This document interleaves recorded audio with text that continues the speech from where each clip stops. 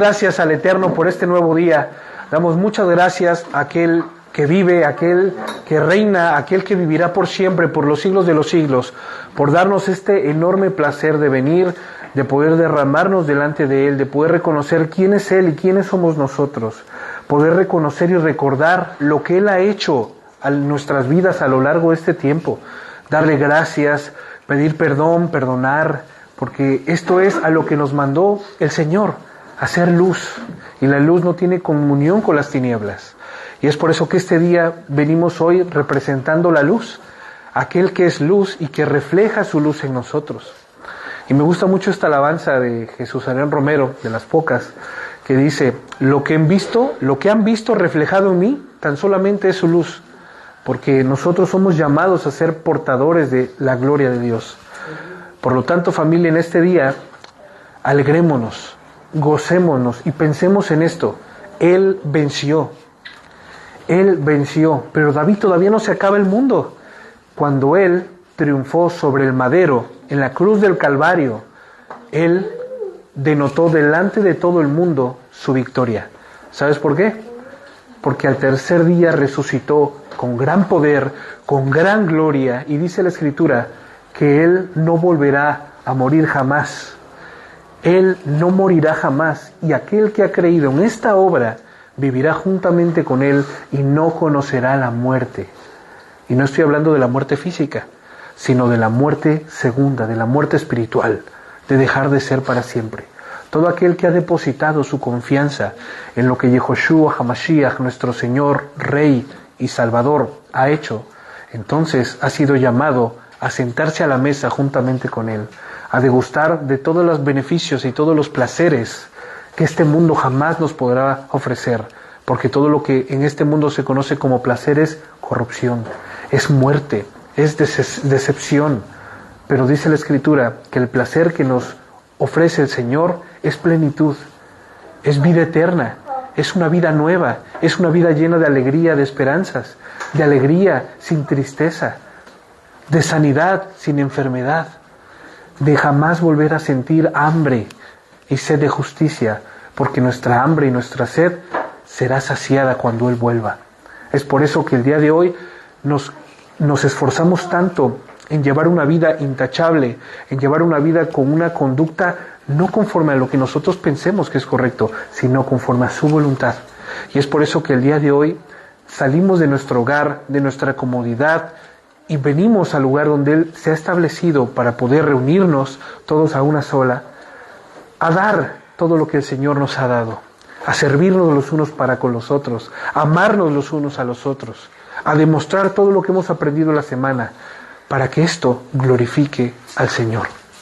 Vamos a comenzar este servicio al Señor, vamos a comenzar esta ceremonia, este culto al Todopoderoso, al único y verdadero Elohim, orando, cantando Shema, recordando qué es lo que el Señor demanda de su pueblo, que no nos olvidemos que solamente Él es uno, y que a uno solamente serviremos, y ese uno se llama Hashem Yehoshua, el único nombre que es sobre todo nombre.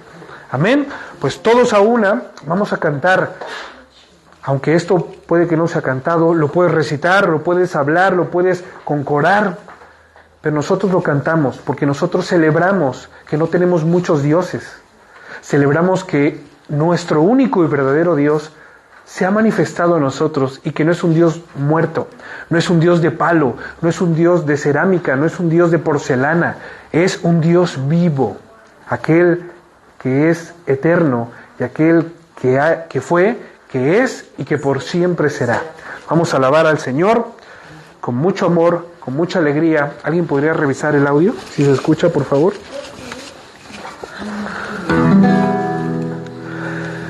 Shema Israel, Shema Israel, Adonai Eloheinu. Shema Israel, Shema Israel, Adonai Eloheinu.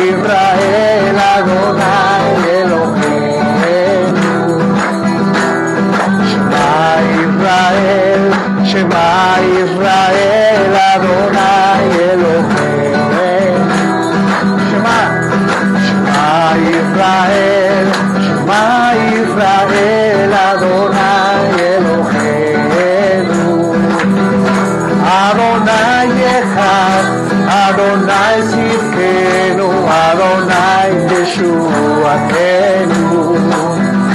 Adonai Echad, Adonai Tzidkenu, Adonai Yeshua Kenu.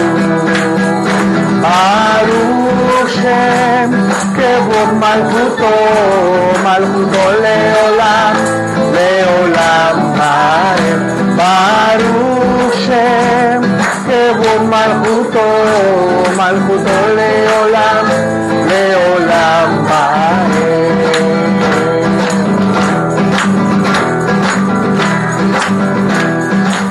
Bendito eres tú, Señor. Israel, escucha Israel, Adonai uno es. Escucha Israel, Adonai uno es. Escucha Israel, Adonai uno es. Escucha Israel, Adonai uno es. Bendito sea el nombre de la gloria de su reino por siempre, amén. Bendito sea el nombre de la gloria de por siempre, amén, por siempre, amén, por siempre, amén. Bendito eres tú, Señor, gracias. Gracias, Señor, por esta vida nueva a la que hemos nosotros sido convidados, Señor, a participar de tu reino, a participar de tu gran amor, a participar de tu fidelidad, Señor. Gracias por este gran privilegio y por esta bendición, Señor, que tú nos has dado.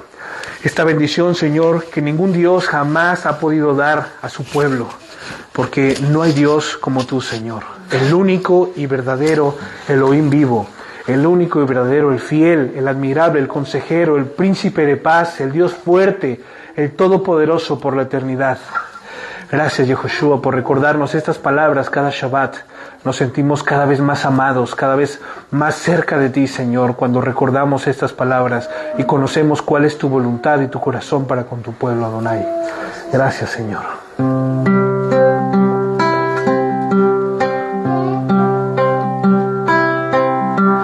Que te bendiga, Adonai, y que te guarde también.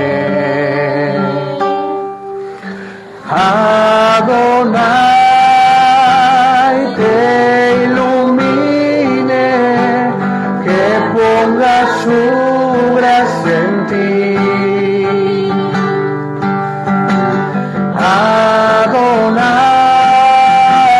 vuelva su rostro hacia ti y te dé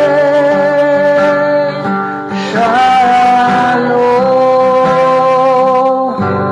Que te bendiga, Adonai, y que te guarde también. Adonai te ilumine,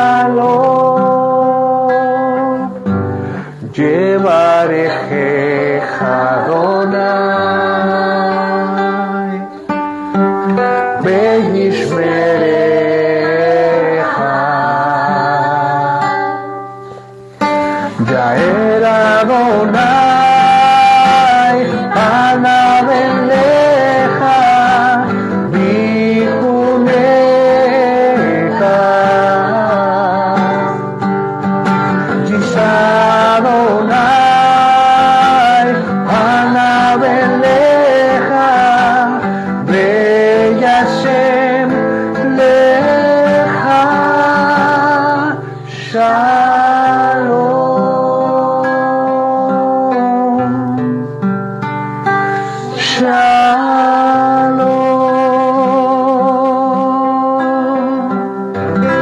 Bendito sea el nombre que es sobre todo nombre, Hashem Yehoshua, aquel que venció la muerte y resucitó con poder y gloria. Amén. Familia, bienvenidos sean todos en este nuevo día, en este día de amor, en este día de fidelidad, en este día de gran celebración como lo es el día de Shabbat. Estamos aquí reunidos delante de nuestro Rey. Es increíble, ¿no? Generalmente tenemos en nuestro diario vivir reuniones, juntas de trabajo, reuniones familiares, y sabemos que estamos aquí cara a cara viéndonos todos. Pero este día, nuestra reunión, en este día nuestra cita, en este día nuestra junta es con el Todopoderoso. O sea, que nos estamos viendo aquí cara a cara, pero también Él está aquí. ¿Se acuerdan cómo se burlaban los pueblos aledaños? Y al día de hoy también se siguen burlando muchas veces. El Dios sin rostro. Aquel que nadie le ha visto. Aquel que como no se le ve, pues entonces, que no es digno de honra, ¿no? Porque yo lo que veo es a lo que adoro, o yo creo en lo que veo. Sin embargo, el Todopoderoso, el Rey de Reyes y Señor de Señores, dijo esta gran verdad: bienaventurados son todos los que han creído sin haber visto, porque de ellos es el reino de los cielos. Nosotros creemos no en un Dios que fue, no en un Dios de Abraham, que solamente a él le habló, no en el Dios de Isaac, que solamente con él estuvo, no en el Dios de Moshe, que se le manifestó con fuerza y poder, sino creemos en un Dios vivo, en un Dios que sigue actuando el día de hoy, en favor y en pro de su pueblo, que sigue limpiando lo que está sucio, que sigue sanando lo que está lastimado, lo que está herido, lo que está enfermo, que sigue libertando lo que está cautivo, mientras regresa. Esto es lo que el día de hoy nosotros venimos celebrando y es lo que el día de hoy nosotros venimos recordando. Palabras de vida. Digna es esta palabra de ser recibida, como dice los apóstoles, por cada uno de los que estamos aquí. Porque nosotros al recibir esta palabra viviremos por ella. Si hemos creído en el mensaje del Evangelio, si hemos creído en las palabras de verdad, nosotros viviremos. ¿Sabes por qué? La Escritura dice que el Señor, las palabras que da, no vuelven a Él vacías jamás, sino que cumplen el propósito por el cual fueron enviadas. El día de hoy, muchos de nosotros estábamos muertos, muchos de nosotros estábamos enfermos, muchos de nosotros estábamos lisiados y ni siquiera lo sabíamos. Íbamos como ovejitas al matadero, buscando nuestro propio beneficio, pensando que llevando nuestra vida de tal manera es como íbamos a ser felices, sin darnos cuenta de que mi felicidad traía tristeza, traía desgracia para muchas personas. Porque nosotros pensamos antiguamente que mi felicidad depende de mí y tendré que tenerla y obtenerla cualquiera que sea el costo. De que lloren en su casa, que lloren en la mía, prefiero que lloren en la suya. ¿Por qué van a llorar en la mía mientras yo pueda decir esto? Este era nuestro pensamiento. Llevaba nuestra vida a conforme lo que nosotros deseábamos, conforme nuestras vanidades y pensamientos, al último grito de la moda, con la mejor tendencia, que si esto es lo que está pegando ahora, pues conforme a esto vivo, que si ahora se está llevando zapatos azules, pues ahora yo llevaré zapatos azules para ser aceptado para la sociedad. Y así es como nosotros desperdiciábamos el tiempo, desperdiciábamos el tiempo, desperdiciamos nuestra vida preciosa, desperdiciamos la oportunidad de, en vez de recoger para nosotros y todo sea hacia nosotros, poder dar para los demás. Porque el día de hoy nosotros hemos sido comprados, hemos sido resucitados, hemos sido perdonados, hemos sido limpiados, hemos sido liberados. ¿Sabes para qué? No para que sigamos viviendo como tú y yo anteriormente vivíamos, sino para que esta misma libertad, esta misma sanidad, esta misma oportunidad de una vida eterna y nueva, la podamos compartir con nuestro prójimo, con amor, con esmero. ¿Sabes por qué te digo con amor y con esmero? Porque Yehoshua no paró hasta estar en ese poste, en ese madero. Yehoshua no paró, no se detuvo hasta cumplir su cometido. Nada lo detuvo, no lo postergó tampoco.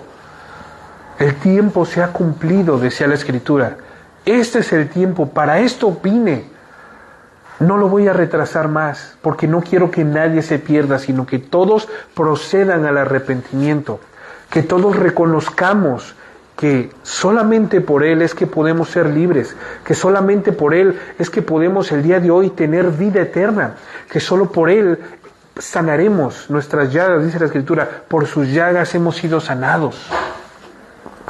Solamente por Él. Este fue la motivación que tuvo nuestro Señor Yehoshua al dar su vida por ti y por mí en ese Calvario, en ese madero. Esta fue su motivación.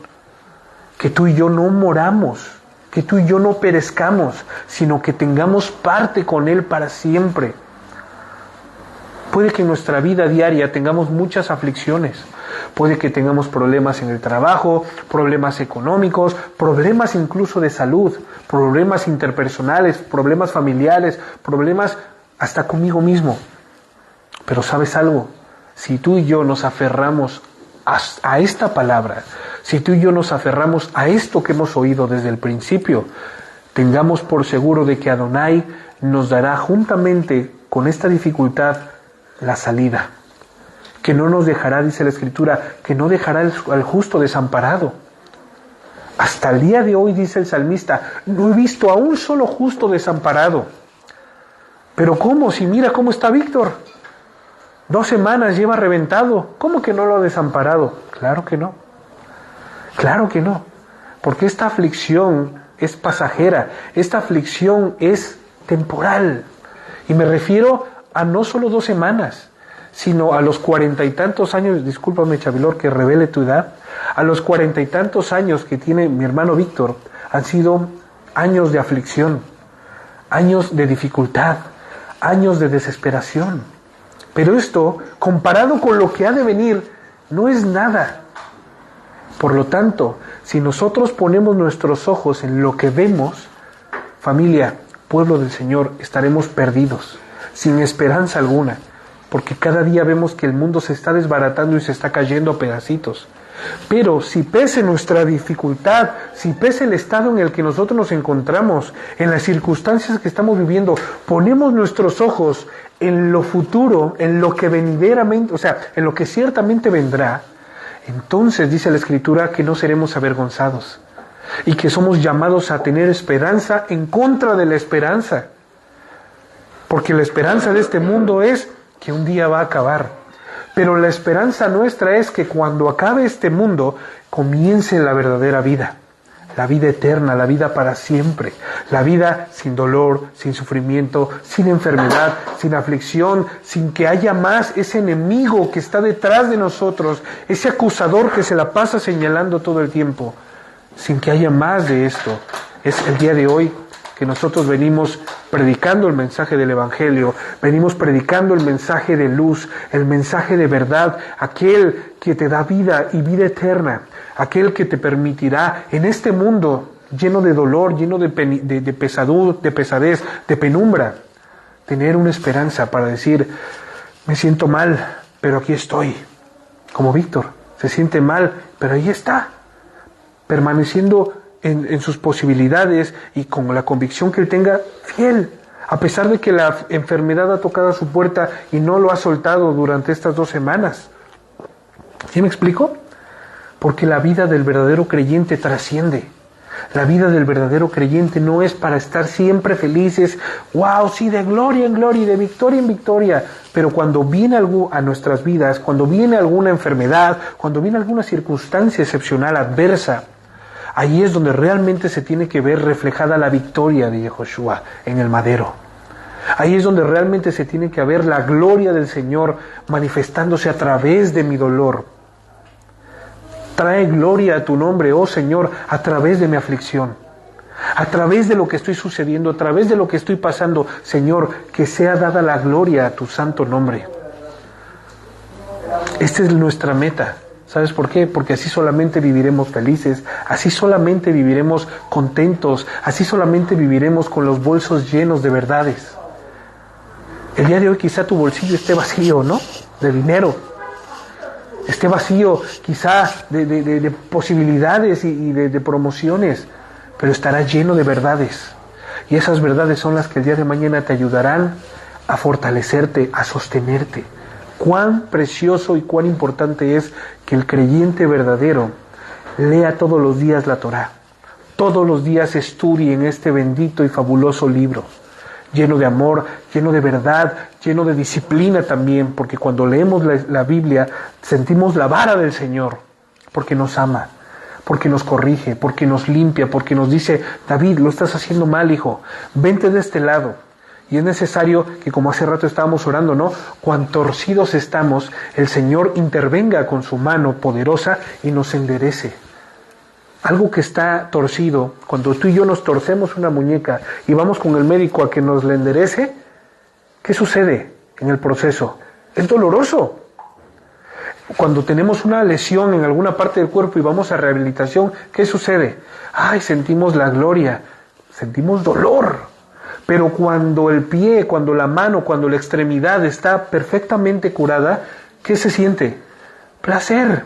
Se siente un alivio, un descanso.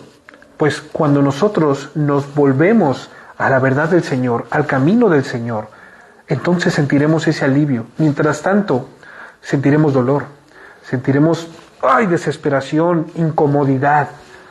Porque la Escritura te lleva a que salgas de la comodidad y que vengas a lo incómodo. Lo incómodo se llama negarte a ti mismo y morir, a tu carne. A eso es a lo que el Señor nos ha convidado hoy día. Y ¿saben algo? No es bonito. Porque cuando lo experimentamos en carne, sabes que, yo tenía 2 cucharadas, pero el Señor me ha enseñado a que dé una y me quede con una, pero quizá me quede con hambre. Mejor no lo voy a hacer. Ya tendré una ocasión para poder hacerlo. ¿Y sabes lo que pasa? Te comes una, te sacias y la otra, como ya no lo diste a tiempo, lo tendrás que tirar a la basura, porque se te pondrá malo.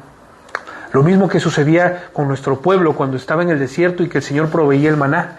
Cojan solo lo que se van a comer, porque si cogen de más, se estropeará, se malogrará, como dirían nuestros hermanos peruanos, se malogrará, se echará a perder. Y que era lo que muchas personas experimentaban, porque no atendían la voz de Dios, ellos agarraban y almacenaban, y al otro día, ¿qué creen? Había maná nuevo, maná fresco, pero donde se almacenó ese maná estaba hasta podrido, maloliente, con gusanos. ¿Sabes por qué? Y aquí viene la enseñanza. Cuando nosotros realmente tomamos la decisión de vivir para el Señor, de vivir por Él, el Señor nos dará lo necesario para que podamos vivir al día de hoy. No pienses en el qué comeré, qué vestiré, qué beberé el día de mañana. Basta cada día porque tiene su propio afán. ¿No es así? Por lo tanto, la gran evidencia, el testimonio y la experiencia del maná es para que nosotros entendamos y aprendamos que con lo que el Señor nos ha provisto el día de hoy estemos felices y contentos. Teniendo sustento y abrigo, estemos contentos con esto. Que nosotros tengamos el contentamiento. Es que mi coche está viejo, pero tienes coche. Oye, mi casa está muy chiquita, como es mi caso, ¿no? Pero tienes casa. Tienes una vivienda, tienes un lugar donde llegar. Que estemos contentos con esto. Esto es una enseñanza constante. No almacenes maná, porque se pudrirá. Lo que el Señor te ha permitido el día de hoy que tengas, no es para que tú lo consumas todo y para que tú lo vivas y para que tú, mira qué bonito soy, cómo me quiero. Es para que tú digas, he comido, he saciado mi hambre, pues entonces yo puedo saciarla de alguien más, porque tengo la posibilidad de hacerlo. ¿Tengo abrigo suficiente? Bueno, pues tengo la oportunidad de proporcionar un abrigo a una persona que no tenga las posibilidades. Porque el Señor me ha provisto de un abrigo. No pasaré frío este día. Quizá tengo abrigo para esta temporada, pero muchas personas allá afuera tú los ves y se tapan con cartones y con periódicos. Que no nos cueste ser desprendidos. Que no nos cueste pasar y dejarnos sin zapatos, sin ropa, por ayudar a una persona. Yo cuando vine al conocimiento de esto, ¡buah! El Señor hizo unas cosas en mi vida increíbles. Me dio unas enseñanzas brutales, a tal grado de que a veces yo llegaba descalzo a mi casa, llegaba yo con pantalones cortos, ¿no? Ya a veces me llevaba un short debajo del pantalón porque no sabía quién me iba a encontrar y seguramente necesitara la ropa. Y la gente se me quedaba viendo como diciendo, oye, este loco. Pero yo, dentro de mí, yo me sentía tan agradecido con el Señor que decía, Señor, es que no llego desnudo por pudor, pero si pudiera lo haría, ¿no? Y estas cosas son a las que el Señor nos invita a todos, que el Señor nos ha dado, que el Señor el día de hoy nos permite tener 2 abrigos. Y es por eso la enseñanza que nos llena de amor, que nos llena de seguridad y de verdad. Cuando el Señor Yehoshua manda a los discípulos a predicar el Evangelio, ¿qué les dice? ¿Alguien se acuerda? Que vayan solamente, que no lleven nada. No lleven nada extra que un par de sandalias, o sea, las sandalias que se van a poner, una capa con lo puesto. ¿Sabes por qué? Porque ellos tendrían que experimentar el poder de la provisión del Señor. Y ¿sabes lo mejor de todo? Que los discípulos nunca les faltó alimento, nunca les faltó abrigo, nunca les faltó vestido. Dice la Escritura que por los 40 años que estuvieron divagando en el desierto, la ropa ni los zapatos del pueblo de Israel se desgastaron. 40 años, ¿no? Por 40 años usando la misma túnica. Eso sí, lavándola. Había que lavarla, ¿no? Había que lavarla. Las sandalias nunca se desgastaron. Dice la Escritura, cuán preciosos son los pies de aquellos que llevan el Evangelio. No porque sean pies de estética, pies que sean con pedicure, pies que tengan dibujitos en los pies, pies cuidaditos, sin callos, sino porque seguramente los pies de las personas que llevan el Evangelio son los más feos de todos, visualmente hablando. ¿Sí me explico? Llenos de callos, llenos de ampollas, llenos de hasta apestositos muchas veces por tanto que han caminado. Pero ante el Señor tienen gran estima, ante el Señor tiene gran valor. Y es por eso que vamos a explicar una cosa que es de suma importancia para que el reino de los cielos se pueda seguir manifestando en nuestra vida, por nosotros y en nosotros. Manifestemos la obra del Señor, de nuestro Señor Yehoshua. Como título le puse, la obediencia y sujeción a las órdenes dadas es la clave para la victoria. Vamos a ir abriendo y buscando el libro del profeta Samuel, primer libro del profeta Samuel, capítulo... ¿En qué capítulo vamos? 13, exactamente. Mírese aquí, Viri, ¿eh? ¿Será que lo habrá visto en Facebook? Primer libro del profeta Samuel, capítulo 13.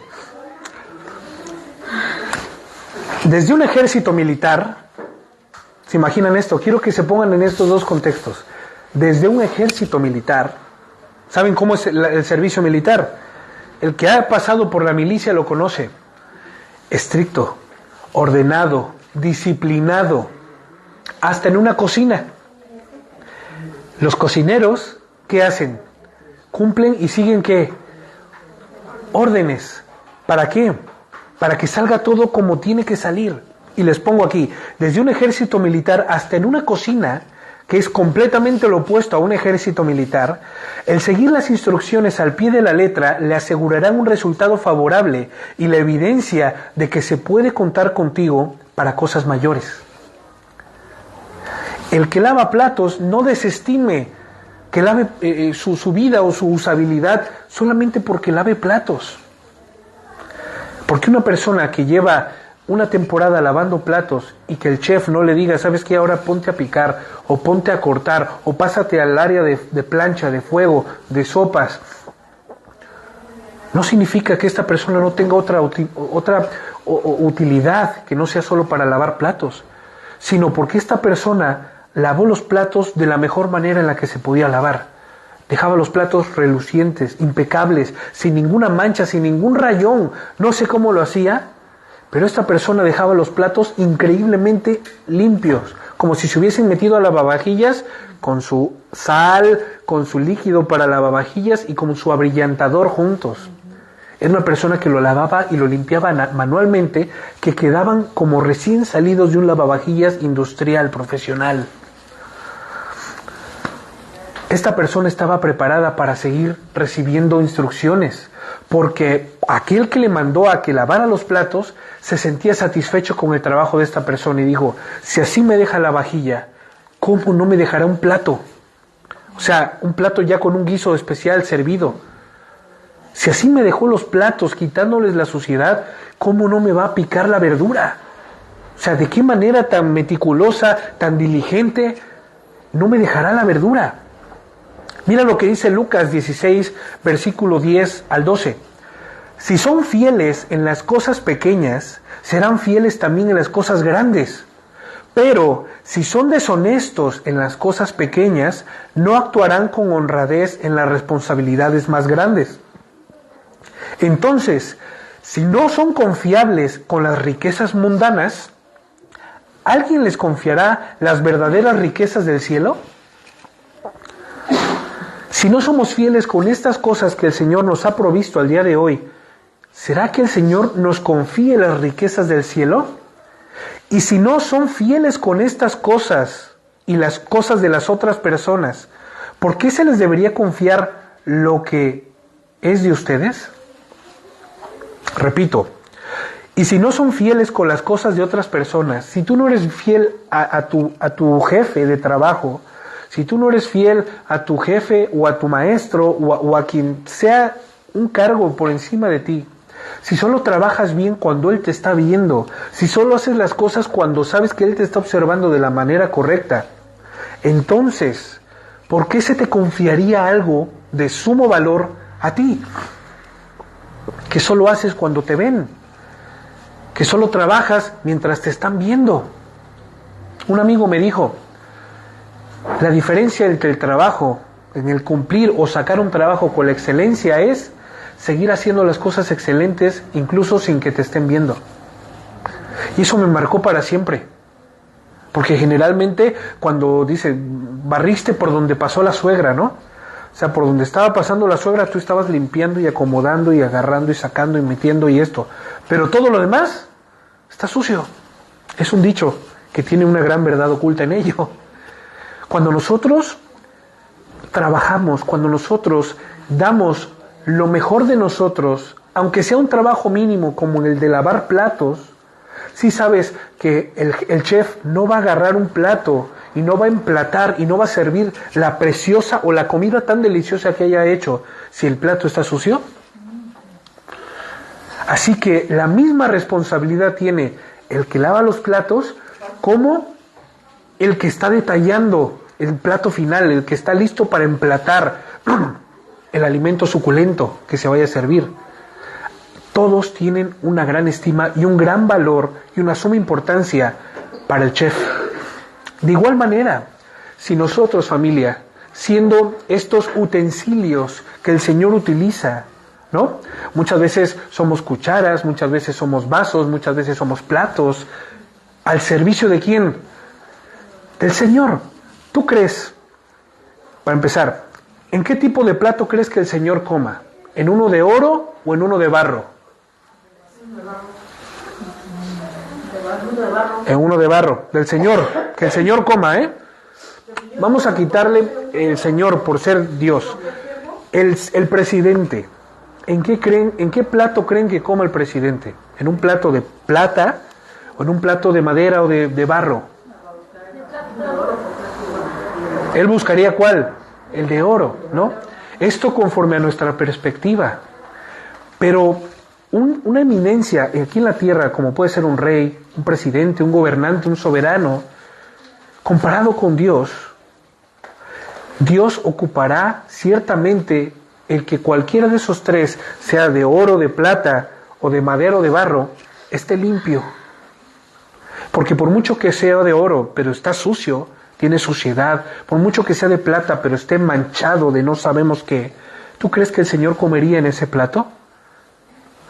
Pero es de oro, Señor. Oye, Señor, te lo traigo aquí en bandeja de oro. Sí, hijo, pero la bandeja está sucia. Por lo tanto, como está sucia, lo que ha servido en esa bandeja se ha contaminado. Por eso, cuando nosotros pensamos que con quitarle los pedacitos de cerdo, un ejemplo, a una comida ya estuvo, sepamos que todo el resto de que tuvo contacto con el cerdo eran 4 pedacitos de jamón York en una ensalada. Pues esos 4 pedacitos contaminaron el alimento ya. Eso lo vuelve tamé. ¿Sí me explico? De esta misma forma es en la perspectiva divina. El Señor no nos va a usar, por mucho que nosotros seamos instrumentos de oro, pero que estemos sucios. Por eso, quizá el Señor el que escogió fue el de barro. Estaba quebradito. ¿Saben la vajilla de barro cómo se quiebra, no? Se empieza a despostillar, ¿sí o no? Los pocillos, las tazas, los platos, los tazones, se cuartean, se rompen un poquito, pero lo seguimos utilizando. Bueno, pues puede que ese tazón, puede que eso esté rotito, apostillado, despostillado por un sitio, pero está limpio. Entonces el Señor utilizará ese vaso, ese plato, ese cubierto, ese cucharón que esté rotito, pero que esté limpio. Porque el Señor sabrá que sobre eso que está limpio puede verter, ¿qué? Su alimento. Interesante. Entonces, volviendo al tema del Evangelio, a lo que está exponiendo el Señor Yehoshua por medio de la cosmovisión de Lucas, entonces, si no son confiables con las riquezas mundanas, o sea, si no hemos hecho lo que se nos ha ordenado en este mundo vil, que es momentáneo y pasajero, ¿quién les confiará las verdaderas riquezas del cielo? Si no somos capaces de honrar a nuestro superior, a nuestro jefe, a nuestro líder, a nuestro comandante, que lo vemos y que está en nosotros en vida, ¿cómo realmente tendremos la disposición de honrar a aquel que es invisible a los ojos del hombre? Aquel que no le vemos para honrar. Esta gran enseñanza nos deja el Señor por medio del escriba de Lucas, de su discípulo. Y si no son fieles con las cosas de otras personas, ¿por qué se les debería confiar lo que es de ustedes? Mi hijo, Eli, quizá más adelante tenga un coche. Pero si Eli, un coche a control remoto, ¿va? Un coche a control remoto. Pero si yo veo que ahora los cochecitos que él tiene los rompe, les rompe las ruedas, les quita las gomas, los desbarata y los desarma, ¿cómo me hará pensar a mí que si yo doy un gasto mayor por ese coche a control remoto, no lo va a romper de la misma forma? ¿Sí me explico? ¿Cómo yo podré pensar que él estará capacitado o listo para poder darle un uso correcto al cochecito de control remoto si todo lo que agarra en sus manos los destruye? Esta es una enseñanza por la cual nosotros debemos de entender y tener el entendimiento y la visión que el Señor nos da para que el día de hoy, con lo que tenemos, con lo que el Señor nos ha dado, con lo que el Señor nos ha provisto, seamos fieles. ¿Sí? No sé si me estoy explicando. Porque llegará el día en el cual yo vea que Eli le empieza a dar valor a las cosas y deja de romper los cochecitos, que ya no los maltrata como antes, los avienta, los azota, porque ahorita tiene 2 años y quizá no tiene uso de apreciación de las cosas. Y agarre y diga, bueno, esto ya lo tiro, esto ya lo desecho, ya me aburrí de él, lo tiro. Llegará el momento en el cual él empiece a valorar y le empiece a coger el gusto de cuidar sus cosas porque sabe que podrá jugar con ellas el día de mañana. Por lo tanto, entonces yo diré y tomaré yo el juicio de decir, Eli está listo para que yo le regale el carrito que tanto le ha querido, de a control remoto. Él lo verás jugando con él. Pero si no cuida bien sus cosas, estas cosas que quizá no tienen tanto valor para él y para mí, ¿cómo cuidará las cosas que tienen más valor, que él no le da el valor, pero yo sí le doy ese valor? En este caso, la vida eterna. Yehoshua nos ha dado vida eterna. ¿Algo tendría más valor que la vida eterna? Pienso yo, y es una pregunta. ¿Qué podría tener más valor que la vida eterna? La vida eterna con él. Aquel que me dio la vida tiene más valor que la vida eterna en sí misma. Porque si aquel que me ha dado la vida eterna no va a estar conmigo, de nada me sirve esa vida eterna. Sin embargo, si yo estoy seguro y consciente de que aquel que me dio la vida eterna me ha dado la oportunidad de pertenecer a Él, de formar parte de su pueblo, de sentarme a comer en su mesa, de poder vivir juntamente con Él una eternidad, entonces mi sentido de la apreciación de las cosas tiene que cambiar sí o sí. Tengo que empezar a sacar lo precioso de lo vil, no lo vil de lo precioso. ¿Sí me explico? Entendamos esta. Es una diferencia que necesitamos profundizar. Si nosotros entresacáramos lo precioso de lo vil, ¿pero por qué vas a sacar lo precioso de lo vil? Una pregunta. Cuando hay una ostra y posiblemente esa ostra contenga una perla preciosa dentro de ella, ¿qué es lo que sacas? Lo precioso que es la perla y dejas la ostra. ¿Sí me explico? Hay personas que no permiten que muera la ostra, sino que las abren con cuidado, sacan, no las rompen, sino las abren, sacan la perla preciosa y dejan que ésta se vuelva a cerrar. Y la vuelven a dejar en el mar, siendo que este es un ser vivo. Obviamente, el arrancarle tú la piedra le produces un gran dolor, porque esa piedra se ha vuelto parte de la ostra. Ese es su método de protección. La piedra, ¿saben qué es la piedra? Esa ostra, esa perla, ¿qué es? ¿O qué comenzó siendo? Una piedrita. Algo que entró mientras estaba la ostra abierta, algo que entró y le empezó a lastimar, y esta ostra empezó a producir un líquido para cubrirse, para protegerse de ese dolor que le está causando esa piedrita o esa basurita. Y cuando pasa el tiempo y pasan los años, se convierte en una perla preciosa.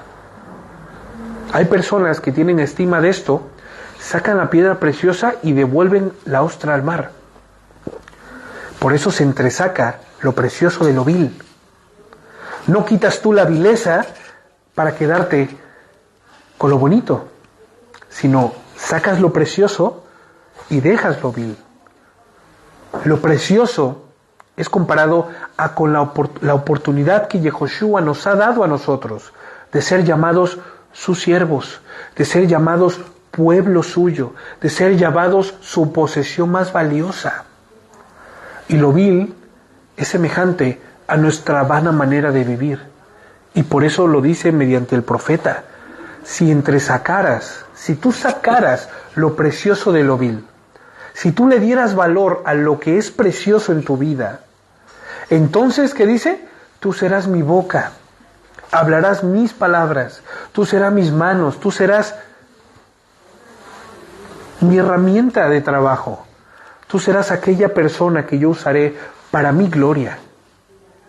Pero esto es una decisión, familia, que tiene que ver con tener una buena mayordomía del Señor, una buena mayordomía de las cosas que me da, una buena mayordomía de las finanzas que Él me da, de los bienes que Él me da, de las experiencias que Él me da. Yo, familia, si yo estudio en la casa, si yo estudio en mis tiempos libres y encuentro una perla preciosa dentro de la Escritura y me la quedo para mí, seré semejante a aquel que no saca lo precioso de lo vil, sino que permite que lo vil siga teniendo comunión con lo precioso.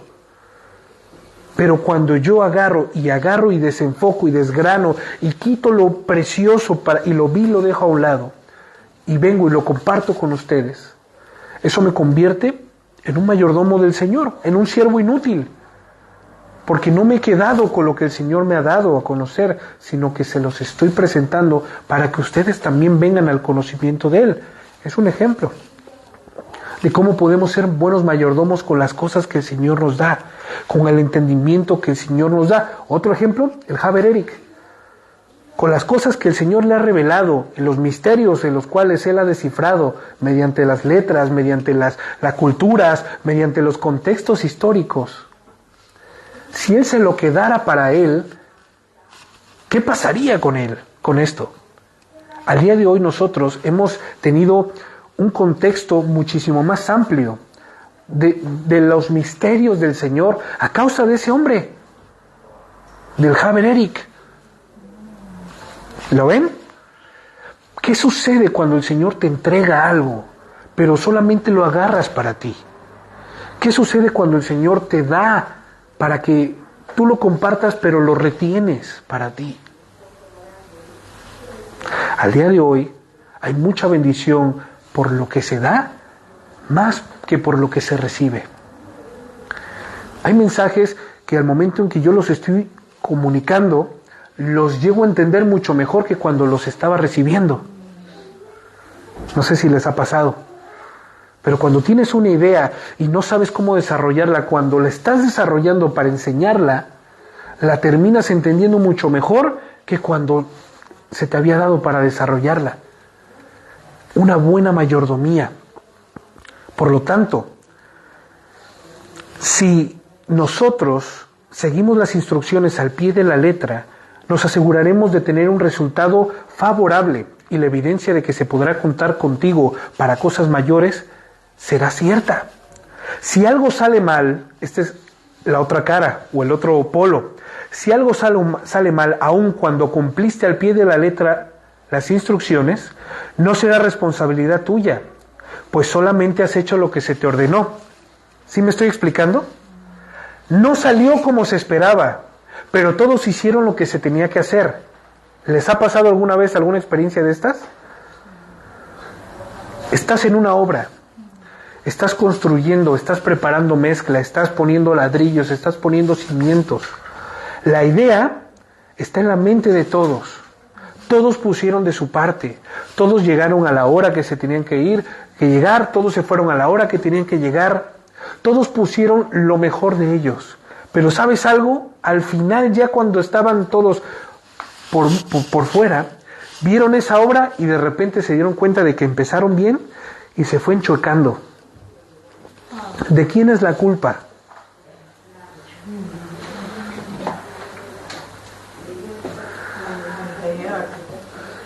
La culpa es, claro, de aquel que dio la orden de que así se fuera, que así se hiciera. Porque no calculó perfectamente los ángulos, no calculó perfectamente la inclinación, ¿sí o no? Para los que saben de construcción. Pero sí, así se te reconocerá con que has hecho lo que has hecho. Mira lo que dice Lucas 17:7. Cuando un sirviente vuelve de arar o de cuidar a las ovejas, cuando un siervo viene de hacer sus labores, ¿acaso su patrón le dice, ven y come conmigo? No, le dirá, ya que estás aquí, prepara mi comida, ponte el delantal y sírveme mientras como. Luego puedes comer tú. ¿Y le agradece el amo al sirviente por hacer lo que se le dijo que hiciera? Por supuesto que no. De la misma manera, cuando ustedes me obedecen, deben decir, somos siervos indignos que simplemente cumplimos nuestro deber. ¿Sabes por qué? Porque bajo la tesitura de esto que acabamos de escuchar y de leer, se puede escuchar como algo severo, ¿no? Dentro del punto de vista antropocéntrico, poniendo al hombre como una persona con honra, con estima. Pero si realmente nosotros conocemos el concepto del hombre que el día de hoy abunda y habita, que es una persona sin honra alguna, que es una persona que tiene mayor estima de la que debería de tener, que es una persona que al descuidar los mandamientos preciosos de Dios, ha venido a deshonrarse a sí mismo, entonces pudiera entender que el simple hecho de que el amo le haya contratado, le haya provisto de comida, le haya provisto de techo donde dormir y que le haya provisto de un trabajo, esta persona será suficientemente agradecida como para hacer todo lo que se le está diciendo. O sea, ya que viniste de arar la tierra y de cuidar a las ovejas, y ya que estás entrando por esta puerta, ¿sabes algo? Tengo hambre, prepárame la comida. Ponte el delantal y sírveme la comida que has preparado. Y después de eso, entonces podrás comer. ¿Sí me estoy explicando? Bajo la tesitura de un nuevo nacimiento, en el contexto de una persona que verdaderamente ha nacido de nuevo, que ya no es más, ay, es que David antes era el presidente, el alcalde del pueblo. No, ¿sí me explico? De Guecho, el alcalde de Guecho. No, sino porque estoy en gran gratitud de que se me ha dado algo que realmente no merecía. Es por eso que estoy sirviendo y viviendo para el Señor, porque no espero recibir nada más de lo que ya me ha dado. ¿Recuerdan lo que estábamos hablando? La vida eterna. ¿Qué tiene más precioso o más precio, más valor que la vida eterna? Nada. Nada tiene más valor que una vida en eternidad, que vivir eternamente. Nada lo tiene más valor en cuanto a algo dado. Por lo tanto, si a David se le ha dado la vida eterna, entonces, ¿qué le hace falta para hacer lo que tiene que hacer? Como dice el verso 10, de la misma manera, cuando ustedes me obedecen, cuando ustedes hacen lo que tienen que hacer, deben decir, somos siervos indignos que simplemente cumplimos nuestro deber. En la milicia es lo mismo. Tú, cuando te enlistas para ser un soldado, no estás ahí para dar órdenes. ¿Estás ahí para qué? Para recibirlas. Y si acatas al pie de la letra todas las órdenes, ¿te felicita el general, el sargento? No, ¿por qué? Porque has hecho lo que tenías que, o sea, para lo que te enlistaste. Estás cumpliendo con tu deber. Lo mejor de esto, familia, es que nuestro Señor, al que servimos, no es un Dios severo, no es un Señor malvado, sino es tan misericordioso y tan complaciente que no nos da lo que realmente merecemos por nuestras malas obras. No nos da azote cuando nosotros lo merecemos. Nos da oportunidad de que nosotros nos arrepintamos y volvamos a ver. Señor, discúlpame, descuidé tu comida, se te ha quemado, voy a reivindicarme. Señor, por de repente quedarme hablando con el vecino de cosas que no tienen sentido, descuidé esto, que realmente tiene valor y tiene sentido. Perdóname, Señor. Pero ¿sabes cómo el Señor nos da la oportunidad de que seamos conscientes? Porque no vaya, apaga la estufa, para que te des cuenta que se está quemando la comida. Señor, la deja ahí, para que ese olorcito, o quizá no oliste el olor a quemado, pero de repente empezarás a ver humo de que se está quemando la cocina y la comida. Muchas veces el Señor no actuará de manera inmediata por nuestro bien, porque nos ama y nos da la oportunidad de que nosotros vengamos a ser conscientes por nosotros mismos de que estamos haciendo las cosas mal. ¿Y cuál es la voluntad del Señor? Rápido, métete, apaga, resarce el daño, repara lo que has dañado y pídele perdón al Señor por haber descuidado lo que se te encomendó. Pero ¿qué sucede cuando el Señor deja que huelas, pero no oliste? Deja que veas, pero no quisiste ver. Y no vienes y te pides y te humillas delante del Señor. ¿Qué sucede con eso? ¿Qué hace el Señor? Te despide. ¿Me explico? Te dice, ¿sabes qué? Mi vida di por ti. Y eso no tiene estima para ti. No eres digno de mí. Porque cualquiera que pone su mano en el arado y mira para atrás, no es digno de mí, dice el Señor. Cualquiera que comienza en esta nueva vida, en esta nueva forma de vivir, de actuar, de pensar, de caminar, y quiere seguir viviendo como vivía anteriormente, entonces no es digno de mí, porque no le da valor a lo que yo he dado por él. No tiene el valor, por eso mismo es que yo me restrinjo ahorita mismo de darle a Eli un carrito de control remoto, porque lo va a destruir, porque no le va a dar el valor que debería de darle, porque no está preparado. ¿Sí me explico? Sin embargo, cuando él ya tiene una edad, cuando él ya empieza a apreciar las cosas, yo le doy el carrito y de repente lo descuida, y de repente no carga la batería, no le quita las baterías se empiezan a hacer oxidar dentro del carrito y lo empieza a descuidar. Eso me dará a mí una razón para no volverle a comprar nada. Eso me dará a mí un motivo real de que no es capaz de cuidar nada, de valorar nada. Por eso el Señor dice con estas palabras tan duras: el que pone su mano en el arado y mira atrás, no es digno de mí. Asimismo, si en un ejército se da una orden o una indicación y alguien se opone a ella y desobedece o no cumple, este se constituye enemigo. Se constituye una persona que se ha rebelado a su superior, un rebelde, un enemigo. Oye, nos estamos preparando todos para la batalla, preparen todas sus armas, preparen todo, estén todos listos porque el enemigo se acerca, y de repente tienes dentro de tu cuartel o de tu base a personas que no obedecen, que no están preparados, que no quieren hacer nada. Estos son verdaderamente el enemigo, porque yo no podría confiar mi vida en ellos en batalla, sabiendo que no son capaces de atender una orden que se les ha dado. Ellos son el verdadero enemigo, y estamos aquí. ¿Sí me explico? O sea, lo tenemos aquí en el cuartel. Mira lo que dice la Escritura en Mateo 12:30.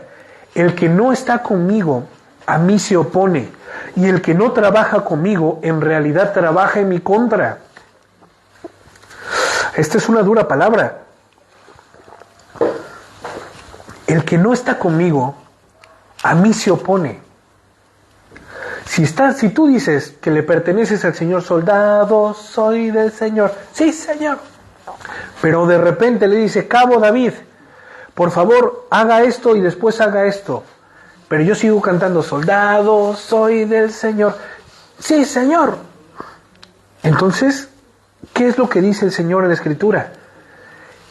¿Qué Señor, o sea, qué Señor tendría honra si sus siervos no le obedecen?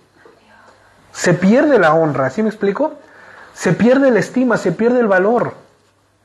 Asimismo, todos aquellos que decimos: sí Señor, y cantamos: soldado soy del Señor, pero no hacemos lo que el Señor nos está mandando que hagamos, es semejante a eso, a una persona insubordinada, a una persona rebelde, a una persona que se constituye enemigo de Dios.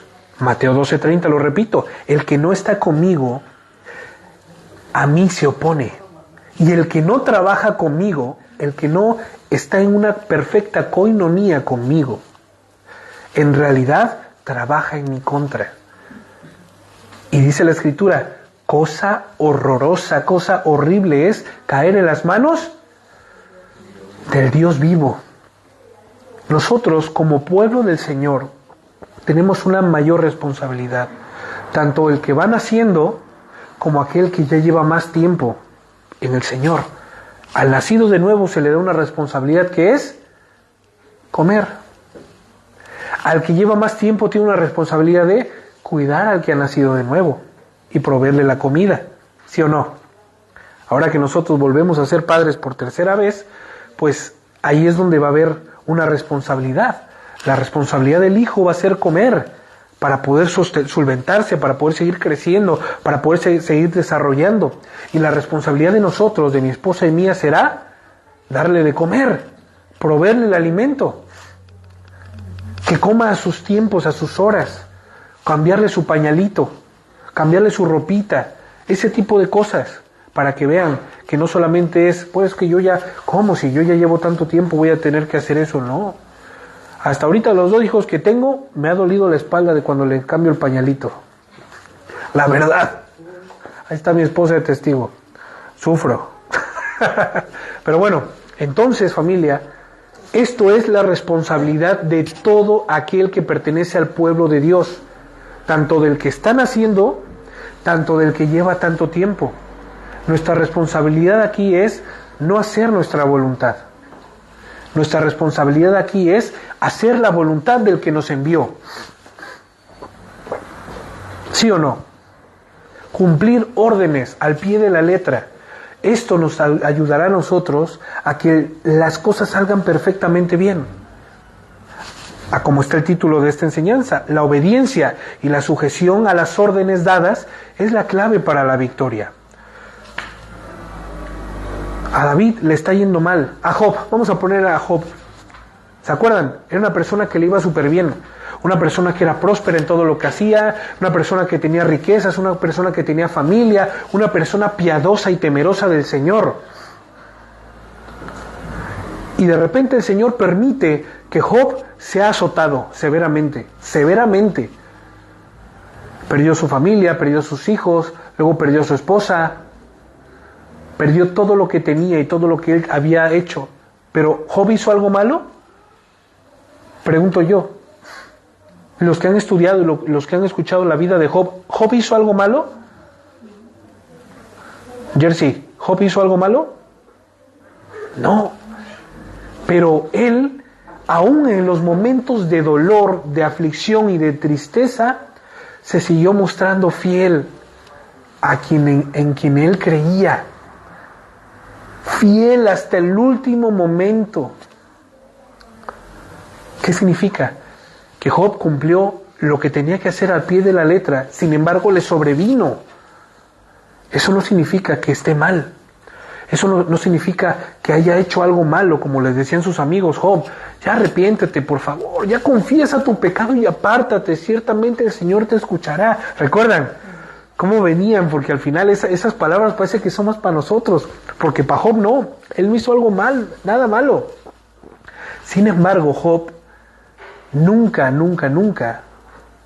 dudó de la voluntad del Señor sobre su vida. ¿Y eso qué fue lo que le trajo? Una mayor bendición que la que tenía él antes. ¿Recuerdan? Dice la Escritura que el Señor lo bendijo aún muchísimo más que al principio. Le restauró, le restituyó todas las cosas por hacer lo que tenía que hacer. Nosotros le hemos costado la vida al Señor. El Señor dio su vida por nosotros.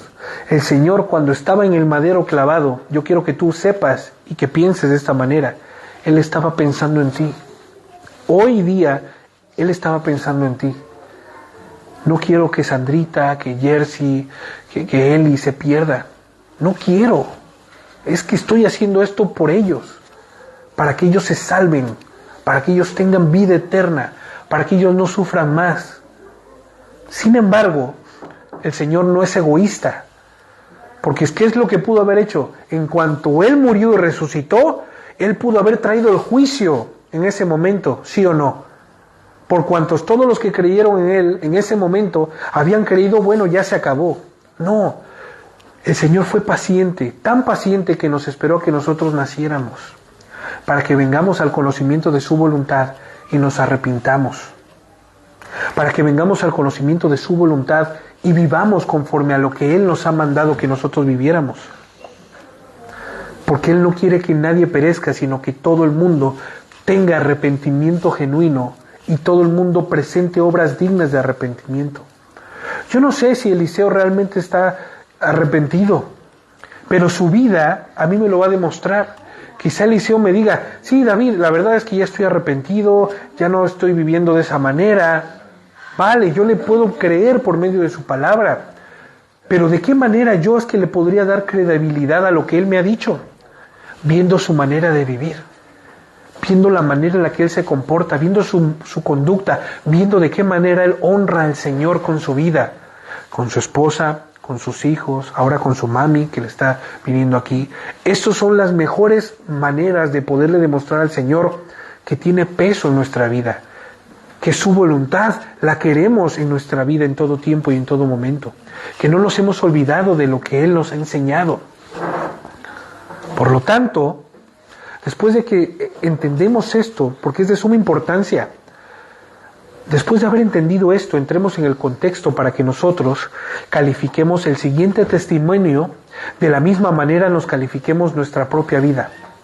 Repito, entendiendo esto que acabamos de escuchar y acabamos de recibir. Califiquemos, nosotros demos una calificación a lo que vamos a escuchar, y de esa misma forma en la que vamos a calificar lo que vamos a escuchar, este testimonio, también califiquemos nuestra vida al día de hoy. Esto, obviamente, como sabemos, va a tener dos partes, así que no se me asusten. Primera de Samuel 13:1 dice: Saúl tenía 30 años cuando subió al trono, y reinó durante 42 años. O sea, a la edad ¿a qué edad dejó de reinar Saúl? 30 más 42, a los 72 años dejó de reinar. 42 años duró su gobierno. Vamos hasta ahí bien, ¿no? Saúl, después de que había dado el Señor la victoria ¿contra quiénes? Contra los amonitas. Imagínense, cuando algo te sale bien, cuando te preparas para algo, el atleta que se prepara para la carrera y el atleta gana esa carrera, ¿qué crees que siga siendo su meta? Seguirse preparando para la segunda, ¿no? Para seguir ganando todas las competencias, todos los triatlones, todos los maratones que se den. Saúl estaba ya como en ese, me encanta, ¿no? Ganamos, vencimos, el Señor nos ayudó, vamos a hacerlo. Dice la Escritura que Saúl eligió 3,000 soldados selectos del ejército de Israel y mandó a los demás hombres a casa. Te les voy a hacer una pregunta, a ver si están dormidos o si están despiertos. O bueno, o si se acuerdan o si no se acuerdan. Saúl cogió 3,000 soldados selectos del ejército de Israel y mandó a los demás hombres a casa. Llevó consigo a 2,000 de los hombres escogidos a Micmas y a la zona montañosa de Betel, y los otros 1,000 fueron con Jonatán, el hijo de Saúl, a Gibeá, en la tierra de Benjamín. De esos 3,000 se dividieron en ¿cuántos? En dos. Uno con 2,000 y el otro con 1,000. ¿Cuánto era la cantidad de soldados que tenía Saúl en general? 3,000. Ahora, escogidos. Pero todo su ejército, ¿qué cantidad? ¿Se acuerdan? Lo leímos la semana antepasada. Les voy a decir ya, para no dejarlos así. Saúl se hizo con los hombres más diestros en batalla conforme a lo que él vio. Las personas que tenían las aptitudes, las competencias, las cualidades para ser unos hombres de guerra. Él agarró de todos los que tenía, siendo 327,000 hombres. ¿Se acuerdan? Que eran 300,000 hombres y 30,000 de Judá, 330,000 hombres, perdón. 330,000 hombres era todo lo que conformaba el ejército de Israel. 330,000 hombres. Y Saúl se quedó con 3,000 de los 330,000. Por lo tanto, él mandó a sus casitas a que descansaran a 327,000 hombres, ¿sí o no? Él se quedó solo con 3,000 hombres, los más ávidos, los más que él los vio con unas competencias y cualidades perfectas. Ya se podrán imaginar cómo eran estos 3,000 soldados con los que se quedó Saúl. Eran hombres mercenarios, casi, ¿no? Mercenarios de guerra, preparados perfectamente para la batalla. Verso 3. Poco tiempo después, Jonatán, con los 1,000 hombres que tenía, atacó y derrotó la guarnición de los filisteos en Gebá. La noticia corrió rápidamente entre los filisteos. ¿Se acuerdan, para entrar un poquito más en contexto, que los filisteos tenían sitiados a Israel, a una parte de Israel? ¿Sí se acuerdan? Los tenían sitiados, los tenían todo el tiempo, a los pobres los machacaban. Entonces Jonatán vio esto y agarró a los 1,000 hombres que tenía y destruyó esa guarnición. Ese punto en el que los tenían sitiados, la entrada y la salida de una ciudad en Gebá, los destruyó Jonatán con los 1,000 hombres que tenían.